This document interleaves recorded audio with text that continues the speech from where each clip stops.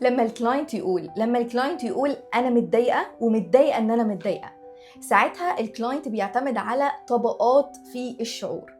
وفي اللقطة دي أوقات ممكن يكون الطبقة الأولانية في جملة أنا متضايقة دي بنسميها عندنا في أساسيات الكوتشنج في الEBG حاجة اسمها برايمري ستيت، يعني حالة أولية إن أنا دلوقتي متضايقة، وإن أنا متضايقة عندي شعور تجاه إن أنا متضايقة إن أنا متضايقة. طبعا لو المشاعر دي زادت زي إن أنا متضايقة إن أنا متضايقة وأنا حزينة إن أنا متضايقة وأنا زعلانة إن أنا متضايقة، كده بنبقى دخلنا في عمق أكتر وبنسميها ميتا ستيت أو ميتا ليفل، بنطلع على عمق أكتر، بتبقى الحالة كبيرة أو الشعور كبير عند الكلاينت، وساعتها هنطلع الستيت كاملة عند الكلاينت ونبدأ نحددها ونفرغها تماما على حسب الطبقات اللي موجودة عند الكلاينت. يعني هنبدأ نشوف هي متضايقة من ايه ومتضايقة ومتضايقة ان هي متضايقة من ايه، ونطلع بالطبقات لعمق كبير جدا لحد ما نوصل للطبقة الأخيرة عند الكلاينت ونبدأ نشتغل ساعتها عليها. وفي اللحظة دي ممكن نوصل بنقطة عند الكلاينت أول ما نشتغل عليها هي دي النقطة اللي هتحدث فيها الفارق في تغيير مجرى السيشن اللي أحسن والنتيجة هتكون